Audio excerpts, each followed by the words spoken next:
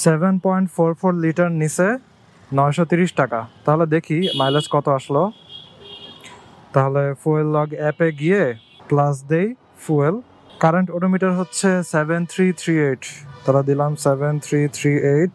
Fuel volume হচ্ছে 7.44 litre. Fuel unit price নিচ্ছে 124 টাকা।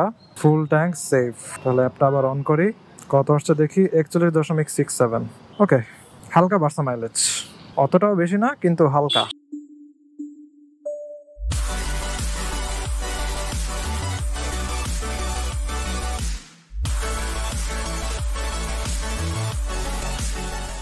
এই what is going on everyone, সবাই কেমন আছেন?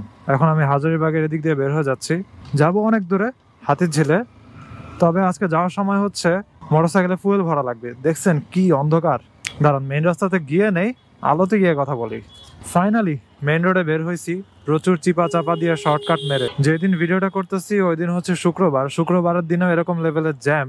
আমি জানি না আমার হাতিরঝিল যেতে কতক্ষণ সময় লাগতে পারে, তবে আশা করতেছি 27 নম্বর পার হওয়ার পরে জ্যামটা একটু কমবে। মেইন রোড দিয়ে যেতেই পারলাম না, রিক্সার এত পরিমাণে ভিড়।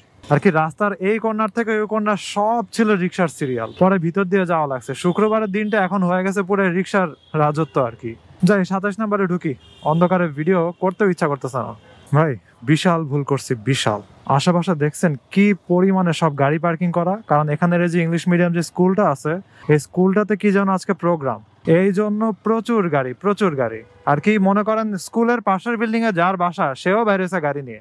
এই হচ্ছে অবস্থা। এই যে উল্টা মোটরসাইকেল আসতেছে, উল্টা রিক্সা আসতেছে। এখন দেখছেন রাস্তা পুরা খালি। এতক্ষণ ধরে যে কি পরিমাণে প্রেসারটা আমি খাইলাম, উচিত ছিল লালমাটিয়ার ভিতর দিয়ে চলে যাওয়া। বড় ভুল করে ফেললাম, একদম বলদামি হয়ে গেছে জিনিসটা। অনেক সময় নষ্ট হলো আমার, প্রায় 15-20 মিনিটের মতো সময় নষ্ট হয়ে গেছে। হাতিরঝিলের মধুবাগে আমার পৌঁছানোর কথা হচ্ছে রাত 8টার দিকে, কিন্তু অলরেডি হচ্ছে মোটরসাইকেলে ঘুরতে বাজে রাত 8টা 5। যাক, মানিক মে এভিনিউর সিগন্যাল ছাড়ছে, তাহলে অ্যাটলিস্ট এটা সামনে দিয়ে আমি পার হয়ে চলে যেতে পারবো। আর মানিক মে এভিনিউতে তো এখন ঢুকবো না, ডিরেক্ট আসাদ গেট যাবো। এবার আজকের মাইলেজ নিয়ে একটা প্রেডিকশন করি। তো এবার আমার কাছে মনে হইতেছে মাইলেজটা একটু বাড়বে, কারণ প্রায় 250-300 কিলোমিটার আই গেস চলে গেছে। এখন হচ্ছে মোটরসাইকেলের কাটায় 7337 কিলোমিটার। মনে হচ্ছে 250-300 মতো চলে গেছে কিলোমিটার। আর ফুয়েল আছে 2 কাটা। দেখা যাক এবার মাইলেজ কত আসে। তবে অ্যাপটার একটা সমস্যা আছে, ওইটা মাঝে মধ্যে নেটওয়ার্ক ছাড়া অন হয় না। তো আজকে দেখি অন হয় নাকি, কারণ আমার ফোনে নর্মালি নেট কিনা থাকে না। যাক, চলে আসছি ফুয়েল ভরার এখানে। আশা করি সিগন্যাল কম থাকবে, সিরিয়াল কম থাকবে। ফুল 7.44 930। 7.44 লিটার নিচে 930 টাকা। তাহলে দেখি মাইলেজ কত আসলো। তাহলে ফুয়েল লগ অ্যাপে গিয়ে প্লাস দেই ফুয়েল। কারেন্ট ওডোমিটার হচ্ছে 7338, তাহলে দিলাম 7338। ফুয়েল ভলিউম হচ্ছে 7.44 লিটার। ফুয়েল ইউনিট প্রাইস নিচ্ছে 124 টাকা। Full tank safe. তাহলে অ্যাপটা আবার অন করি, কত আসছে দেখি। 41.67। ওকে, হালকা বাড়ছে মাইলেজ, অতটাও বেশি না কিন্তু হালকা। যাই হোক, এবার মেইন রাস্তা বের হয়ে যায়। এই শুক্রবারের দিনে রাস্তায় এত পরিমাণে জ্যাম, মোটেও ভালো লাগতেছে না জিনিসটা। তবে নতুন ফুয়েল ভরার পরে বাইক কেন জানি প্রচুর স্মুথ লাগে আর কি, চালাইতে অনেক মজাই লাগতেছে। যদিও রাস্তা অনেক ভাঙ্গাচুরা, তারপরও বাইকটা অনেক স্মুথ লাগতেছে, অ্যাক্সেলারেশন এভরিথিং। ঢুকে গেলাম গণভবনের রাস্তাতে। তো এখান দিয়ে আর কি অলওয়েজই ভালো লাগে এইসব রাস্তা দিয়ে রাইড করতে। এবং আজকে আসলে অনেক দেরি করে ফেলছি আমি। আমার মনে হয় এটাই হচ্ছে এই ইঞ্জিন অয়েলে লাস্ট আমার ফুয়েল ভরা। ওরে রাস্তায় কি যে গর্ত একটা ছিল ভাই, মোটরসাইকেল পুরো গর্তের ভিতরে ঢুকে গেছে। কি একটা অবস্থা। গাড়ির পিছনে ছিলাম দেখে আমি টেরই পাইনি যে এত বড় গর্ত। এই গর্তটা কিন্তু আগে ছিল না, আমি আগে ওই রাস্তা দিয়ে গেছি। ভাই পুরাই বিরক্ত হয়ে গেছে আজকে পুরাই আনলাকি একটা ডে। শুধুমাত্র একটাই জিনিস ভালো গেছে আজকে দিনে, ওইটা হচ্ছে মাইলেজ। এছাড়া বাকি এভরিথিং আজকে আমার কাছে আনলাকি লাগতেছে। আমি যাত্রা শুরু করছি 7:30টায়, এখন বাজে হচ্ছে 8টা 22। এতক্ষণ হয়ে গেছে আমার শুধুমাত্র পুরান ঢাকার ওদিক থেকে এইখানে আসতে। কালকের বৃহস্পতিবারও এই লেভেলের জ্যাম ছিল না, আজকে যে লেভেলের জ্যাম আমি দেখতেছি 2 চোখ দিয়ে। তো এই রাস্তাতে অলওয়েজ রাইড করতে জোস লাগে, কারণ এই রাস্তাতে সবসময় একটা ঠান্ডা বাতাস থাকে। পাশে হচ্ছে শেরেবাংলা কৃষি বিশ্ববিদ্যালয়, ওইখানে তো বিশাল বড় জায়গা, ক্ষেত খামার, ওইখান থেকে হচ্ছে একটা ঠান্ডা বাতাস আসে। আর রাইট সাইডে তো হচ্ছে পুরান বাণিজ্য মেলা, পুরান এয়ারপোর্ট কি যেন বলে, ওইটার জায়গা, ওইখান থেকে হচ্ছে ঠান্ডা বাতাস আসে। এভরিথিং কম্বাইন করে পারফেক্ট একটা ওয়েদার। অলওয়েজ ভালো লাগে। তো মাইলেজে যেটা বলতেছিলাম, ওই রাস্তার গর্তের কারণে কথা চেঞ্জ হয়ে গেল। এইটাই হবে হচ্ছে আমার লাস্ট ফুয়েল ভরা, তারপরে হয়তো আমার নতুন করে ইঞ্জিন অয়েল চেঞ্জ করা হয়ে যেতে পারে, কারণ অক্টোবরের মেবি মাঝামাঝির দিকে আমার নেক্সট সার্ভিসিং এর ডেট আছে। তো তখন আমি ইঞ্জিন অয়েলটা চেঞ্জ করে ফেলবো। আর 3000 কিলোমিটার অলরেডি পার হয়ে গেছে। আমি আপনাদেরকে দেখাই trip a trip B. Trip B হচ্ছে 3037। তো এই ইঞ্জিন অয়েলে আমি 3037 কিলোমিটার অলরেডি চালায় ফেলছি। তো ইঞ্জিন অয়েলটা চেঞ্জ করব।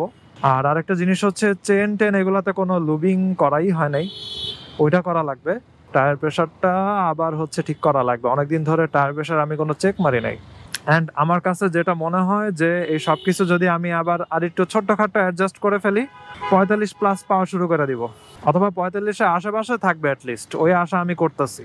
অ্যান্ড 42 এর কাছাকাছি ইজ নট ব্যাড, এটা আসলে খুবই ভালো একটা মাইলেজ। এবং ইদানিং হচ্ছে আমি মোটরসাইকেলের গ্রুপগুলোতে দেখতেছি, আমি কোম্পানি অথবা বাইকের নাম বললাম না, কিন্তু এই সিসি সেগমেন্টের ভিতরে 160, 165, 150, 155 এই সিসির ভিতরে যে নেকেড বাইকগুলো আছে, ওগুলার মাইলেজ খুবই খারাপ আসতেছে। আমি গ্রুপের যে পোস্টগুলো দেখতেছি, এবং খুবই খারাপ বলতে এক্সট্রিমলি খারাপ। মানুষ 25, 30, 35 এরকম পাইতেছে, 40 বলা যায় ধরা ছোঁয়ার বাইরে, এরকম অবস্থা। ভাবতেছি বিজয় সরণি ফ্লাইওভারে আজকে ঢুকবো নাকি, চিন্তা করতেছি একটা রিস্ক নিয়েই নেই। শুক্রবারের দিন তো রিস্কটা নিয়েই নিলাম, দেখা যাক কি হয় আজকে। কিন্তু রাস্তাতে ট্রাফিক ভালোই দেখতেছি। ফ্লাইওভারটাতে উঠে তারপরে একদম সোজা, ও আচ্ছা আমি তো ভুলেই গেছি, সোজা তো যাওয়া যায় না, সোজা যাওয়ার জায়গা তো ব্লক করে দিছে, মহাখালী দিয়ে ঘুরে আসা লাগবে। না, বড় ভুল করে ফেলছি। ডানে চলে যাব, ডানে চলে ফার্মগেট দিয়ে বেরো যাব, ফ্লাইওভারে উঠা যাবে না।